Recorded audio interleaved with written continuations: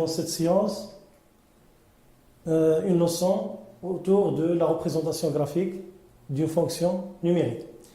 Pour tracer une courbe d'une fonction après son étude, on suit plusieurs étapes.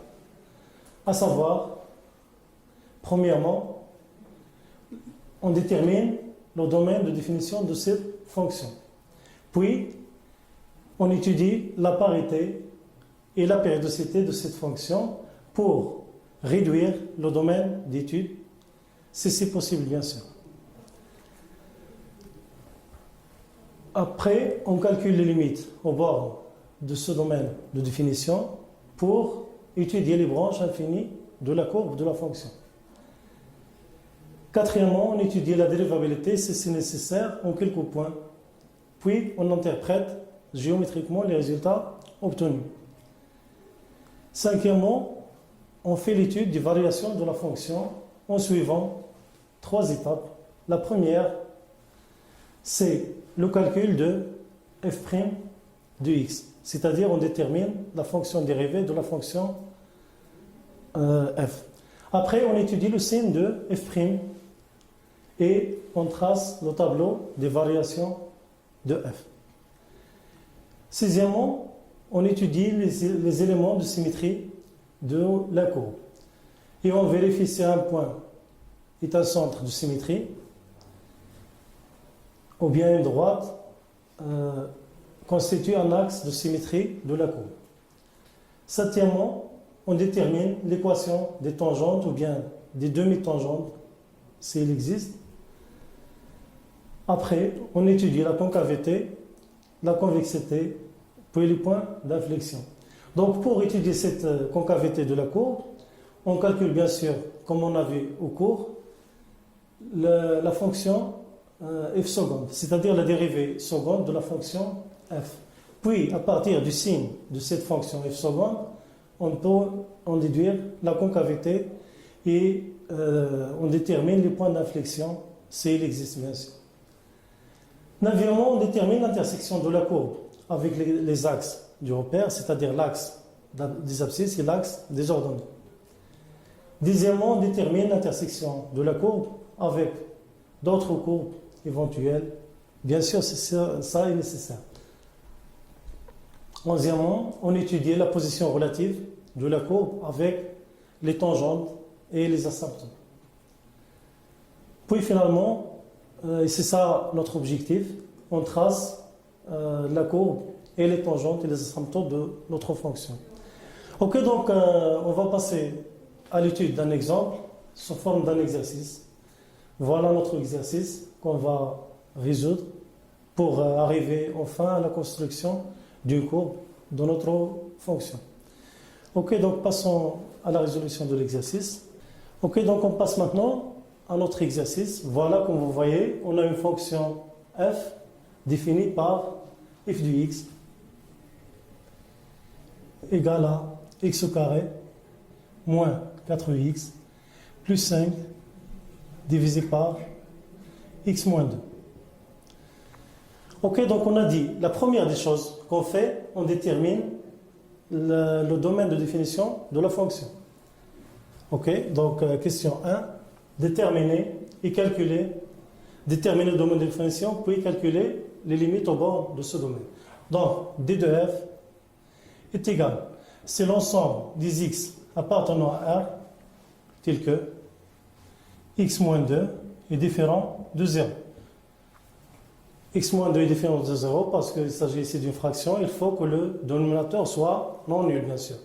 Ok, donc c'est l'ensemble des x appartenant à R, tel que x soit, oui voilà, différent de 2. Très bien. Donc on écrit d de f est égal à l'ensemble R privé de 2. Mais il faut écrire ce domaine sous forme d'un intervalle pour connaître les bornes du domaine de définition. Voilà. Donc, notre intervalle est moins l'infini 2, union 2 plus l'infini. Voilà. Donc, voilà R, moins l'infini plus l'infini, mais il est privé de 2. Voilà. Ok. Donc, ici, on obtient 4 bornes. Donc, on doit calculer 4 limites en moins l'infini, en 2 à gauche, 2 à droite, puis en plus infini. Donc commençons par l'étude des limites en plus et moins l'infini. Ok, donc limite, lorsque x tend vers moins l'infini de f de x égale limite, lorsque x tend vers moins l'infini de x carré moins 4x plus 5 sur x moins 2. Ok, donc vous voyez clairement que notre fonction est une fonction rationnelle. Donc, en calculant les limites au voisinage de l'infini, on prend la plus grande puissance dans le numérateur divisé par la plus grande en dénominateur. Donc, x tend vers moins l'infini, x au carré divisé par x. Donc, ça c'est égal, bien sûr, à la limite, lorsque x tend vers moins l'infini du x, qui est égal à moins l'infini. Donc ici, je ne peux rien dire.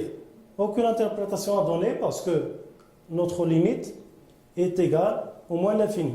Donc il faut passer, comme on a vu dans la séance précédente, autour de l'étude des asymptotes et des branches infinies, il faut qu'on cherche la limite lorsque x tend vers moins l'infini de f du x divisé par x.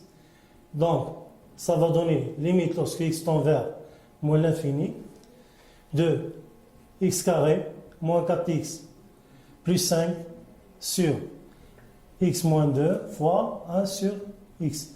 Parce que lorsqu'on divise par x, on multiplie par son inverse qui est 1 sur x. Cette limite va être égale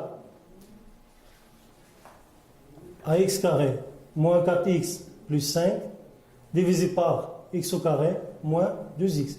On développe x fois x carré moins 2x. Voilà, donc cette limite va donner, c'est la limite lorsque x tend vers moins l'infini de x carré, la plus grande puissance dans le numérateur, divisé par x carré, ça donne 1. Ok, donc en obtenant ce résultat 1, on a obtenu un nombre a. Donc il faut calculer la limite f de x moins ax. Donc ici, on doit calculer la limite lorsque x tend vers moins l'infini de f de x moins x. Voilà, parce que a est égal à 1. Et voilà, donc, c'est la limite lorsque x tend vers moins l'infini de x carré moins 4x plus 5 sur x moins 2 moins x. Ici, il faut rendre au même dénominateur. Donc, comme vous voyez, le dénominateur commun est x moins 2. Voilà. Donc, j'efface. Je garde toujours ma fonction. Et je garde le résultat que j'ai obtenu. Donc, j'ai obtenu d de f, c'est l'ensemble R prévu de 2. Ok. Donc, j'ai dit qu'il faut rendre ici au même dénominateur. Donc, j'écris égal à la limite lorsque x tend vers moins l'infini. Donc, le dénominateur commun, c'est x moins 2. Donc, c'est x carré moins 4x plus 5. Je multiplie x par x moins 2, donc ce qui va donner moins x carré plus 2x. Voilà. Donc, cette limite va être égale à la limite lorsque x tend vers moins l'infini. Donc, x carré moins x carré, ça donne 0. Moins 4x plus moins 4x plus 2x, ça va donner moins 2x sur x moins 2. En prenant la plus grande puissance, donc j'obtiens la limite de moins 2x sur x qui est égale bien sûr à moins 2. Donc j'ai obtenu un nombre réel. Donc comme vous savez, lorsque f de x sur x dans 1 et f de x moins ax dans b, la courbe, voilà, admet une asymptote oblique. Voilà. Donc je vais dire que CF admet une asymptote oblique d'équation y est égal à 1x, c'est-à-dire x, 1 fois x, plus b, qui est égal à plus moins 2, donc c'est moins 2. Donc y est égal à x moins 2, au voisinage de moins l'infini. Voilà, donc je note ce résultat ici, donc y est égal à x moins 2, asymptote. Ok, donc asymptote oblique au voisinage de moins l'infini. Et voilà, donc je passe à l'étude de l'autre limite, c'est-à-dire je calcule la limite au voisinage de plus l'infini. Ok, donc en faisant les mêmes démarches, je calcule la limite lorsque x tend vers plus l'infini de f de x. Donc j'efface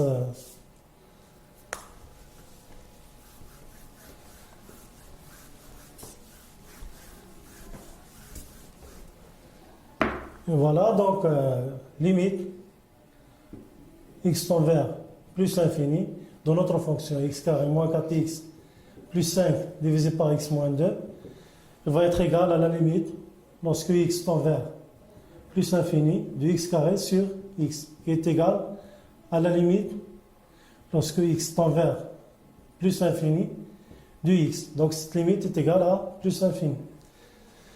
De la même façon, je ne peux rien dire, donc je passe au calcul de la limite lorsque x tend vers plus l'infini de f de x sur x de la même manière. Ce qui va me donner la limite lorsque x tend vers plus l'infini de x carré moins 4x plus 5 sur x carré moins 2. Voilà, de la même façon que tout à l'heure. Donc je multiplie par l'inverse de x, puis je développe. Ok, donc cette limite qui est égale à la limite lorsque x tend vers plus l'infini de x carré sur x carré qui est bien entendu est égal à 1. Ok, donc je passe à la limite de f de x moins ax, ici c'est 1 moins x au voisinage de plus l'infini est égal à la limite. Donc en rendant au même dénominateur qui est x moins 2, j'obtiens x carré moins 4x plus 5 moins x fois x, x carré, voilà, moins x, donc c'est plus 2x au voisinage de plus l'infini. Donc cette limite va être égale à la limite au voisinage de plus l'infini de moins 2x sur x. Donc ça c'est égal à, voilà, donc moins l'infini, donc est égal à moins 2.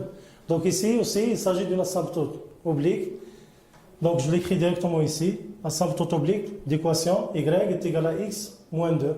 Donc c'est la même asymptote au voisinage de moins l'infini et de plus l'infini. Voilà. Donc je passe maintenant au calcul des limites à gauche et à droite de 2. Voilà. Donc la limite lorsque x tend vers 2 de x carré moins 4x plus 5 sur x moins 2 est égale. Donc je remplace x par 2, donc 2 au carré c'est 4, moins 4 fois 8, 1 fois 2 c'est 8, donc 4 moins 8 c'est moins 4, plus 5 est égal à 1. Ok, donc la limite du x carré moins 4x plus 5 est égal à, donc lorsque x tend vers 2, mais 2 ici je prends à gauche. X tend vers 2 et x est plus petit que 2. Voilà, donc 2 au carré 4 moins 8, c'est moins 4, plus 1, ça donne 1. Et limite, lorsque x tend vers 2 moins 2x moins 2, ça donne 2 moins 2, c'est 0. Mais, comme vous remarquez, si on prend un tableau de signe de x moins 2, ok, donc x moins 2 il s'annule lorsque x est égal à 2. À droite de 2, c'est positif, et il est négatif à gauche de 2. Moins l'infini plus l'infini. Donc ici, je suis à gauche de 2, donc c'est bien un 0 moins. Voilà. Donc par division de limite,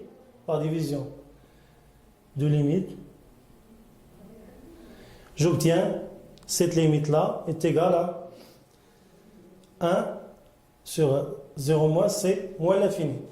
Donc, on a vu que lorsque x tend vers un nombre donne l'infini, il s'agit ici d'une asymptote verticale. Voilà. Donc, la droite d'équation x est égale à 2 est une asymptote verticale de la courbe. Ok, donc on peut écrire ça. La droite d'équation x est égale à 2 est une asymptote verticale à la courbe. Après, de la même façon, on va calculer la limite lorsque x tend vers 2 plus. Ok, donc j'efface cette partie.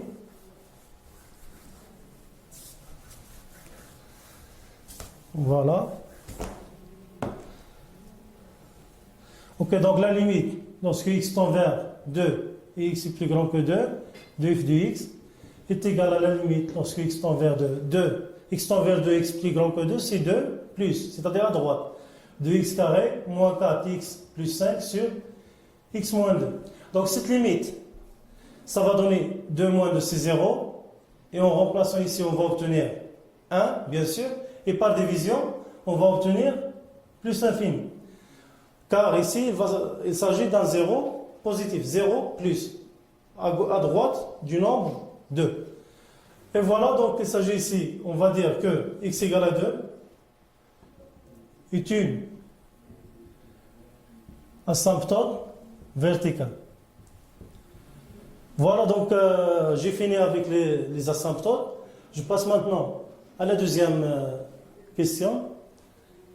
Ok, je vais calculer le f', c'est-à-dire je vais déterminer la dérivée de f pour dresser le tableau d'évaluation de la fonction.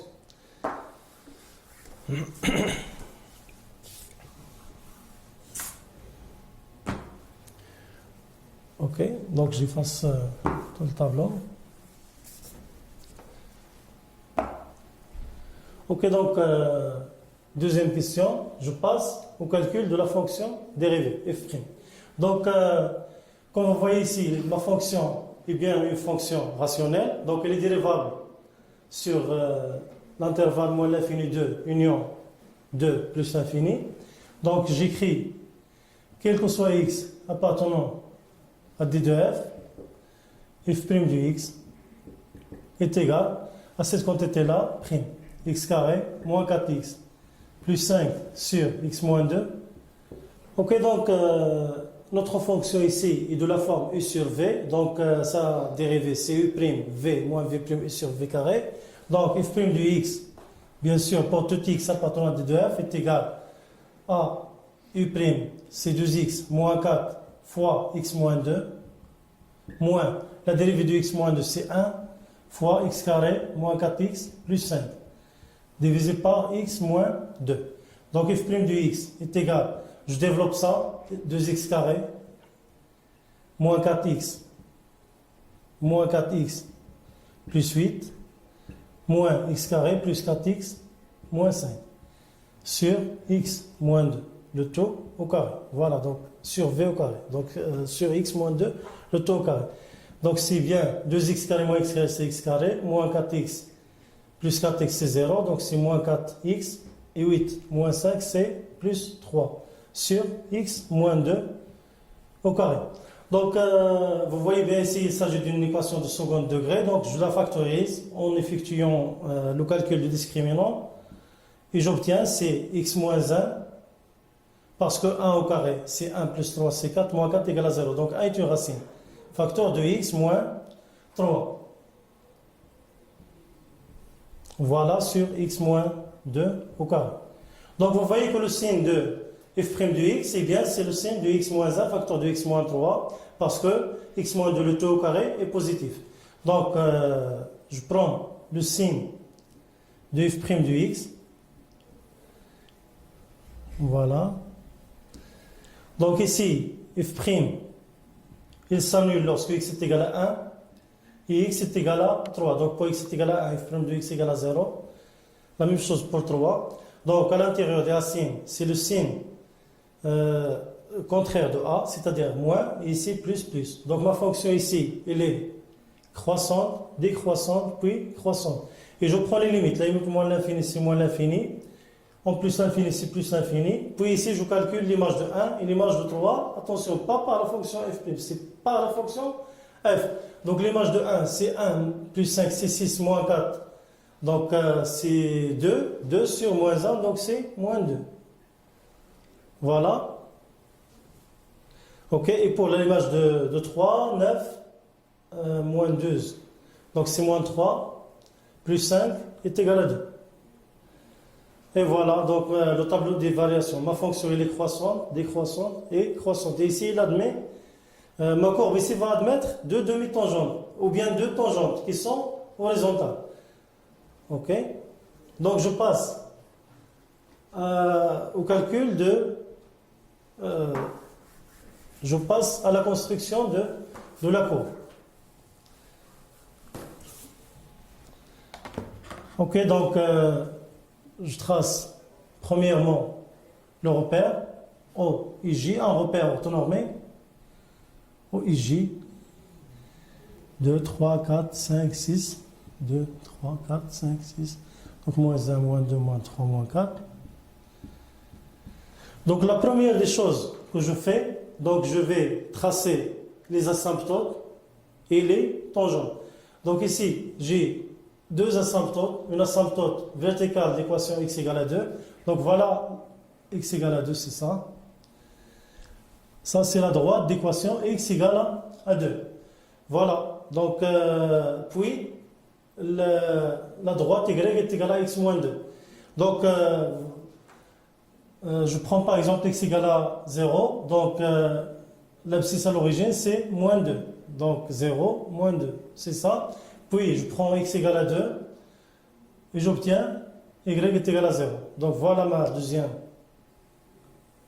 courbe. Comme ça. Ok, donc j'ai dit qu'à droite de 2, x égale à 2 est une asymptote verticale et à gauche de 2 ici, c'est une asymptote horizontale. Ok, donc vous voyez bien ici que ce point-là, I, de coordonnées 2, 0, il va constituer un centre de symétrie. Vous vous rappelez bien de comment on démontre qu'un point est un centre de symétrie. Donc, f de 2a moins x plus f de x est égal à 2b. Voilà, donc on a vu ça au cours dans la séance précédente. Donc, c'est facile de vérifier que I était de coordonnées de 0 est bien un centre de symétrie.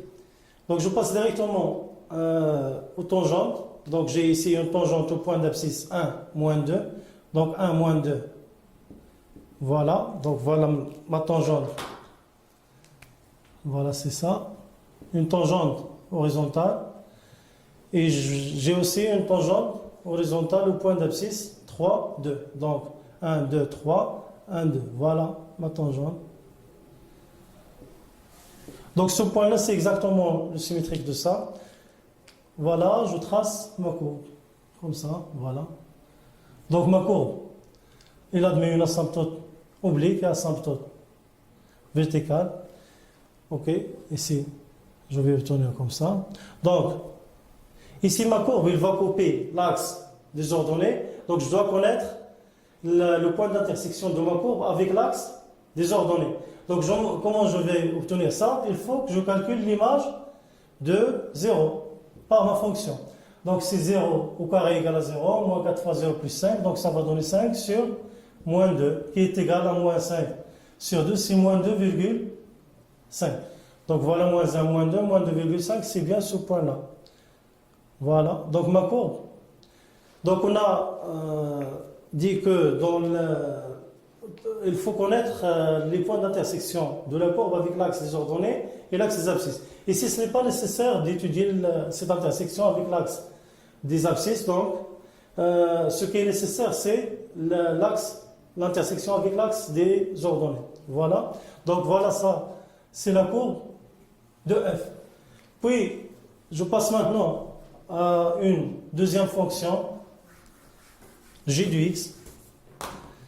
Elle ressemble bien à ma fonction f de x, x carré moins 4x plus 5, sauf que au dénominateur ici, j'ai la valeur absolue de x moins 2.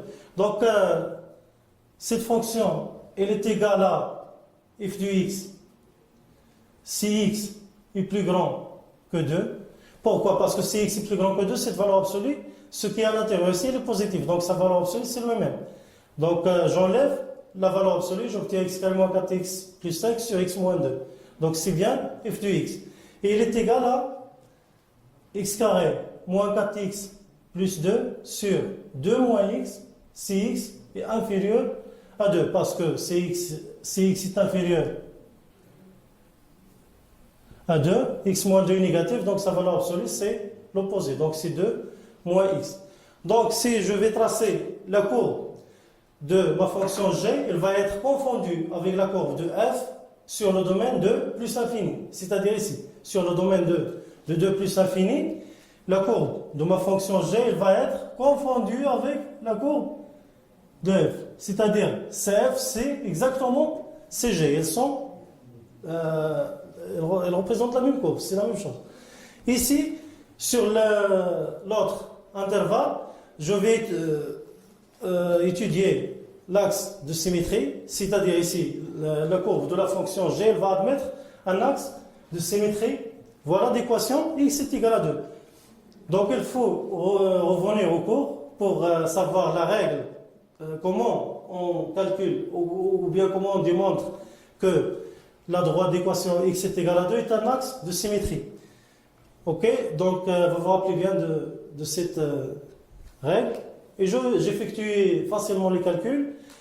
Ok, donc cette droite d'équation x est égal à 2 est un axe de symétrie de la courbe. Donc la courbe ici, elle va être symétrique par rapport à la courbe de g que j'ai tracée avec la couleur rouge ici, par rapport à la droite d'équation x est égal à 2. Donc le symétrique de ce point-là de coordonnées 3, 2 et le point de coordonnées 1, 2. Voilà. Donc ici, j'ai aussi une tangente horizontale de la courbe CG qui va être comme ça. Sauf ici que je dois connaître l'intersection avec l'axe des ordonnées. Donc je calcule encore l'image de 2 par la fonction, l'image de 0 par la fonction g. Donc g de 0, il est égal à 5 sur la valeur absolue de moins 2, qui est égale à 5 sur 2, donc c'est bien 2,5. Donc 1, 2, 2,5. Donc ma courbe, il va couper l'axe des ordonnées à ce point-là, mais il va admettre une asymptote oblique, qui est le symétrique de cette asymptote-là. Voilà. Donc, elle va être d'équation. Donc, je vais la tracer. Donc, le symétrique de ce point, il est de coordonnées 3, 0. Donc, l'autre point, il va être de coordonnées 1, 0. Voilà. Je prends le symétrique dans notre point. Par exemple, ce point-là, il est de coordonnées 0, moins 2. Donc, son symétrique par rapport à l'axe x égale à 2 va être de coordonnées voilà, de coordonnées 4, moins 2. Voilà. Et je trace cette courbe, ou bien cette droite, ok? Donc, il faut que je la fasse d'une façon exacte. Donc, je prends ma règle et je trace ça. Donc, j'obtiens une droite comme ça. Et voilà ma courbe. Voilà. Donc, vous voyez bien qu'il y a une symétrie ici. Ok, donc je vais vous montrer cette courbe. Elle est faite par un logiciel, GeoGebra. Voilà. Donc, je passe pour vous montrer cette courbe. Là, voilà. Donc, voilà la droite que j'ai tracée ici. Voilà. Donc, la courbe que vous voyez en vert, c'est la courbe de f. Elle est symétrique par rapport à ce point. Et la courbe en bleu, c'est bien la courbe de la fonction g. Donc, je vous remercie pour votre attention. On se verra, Inch'Allah, dans une autre séance et un prochain cours, Inch'Allah.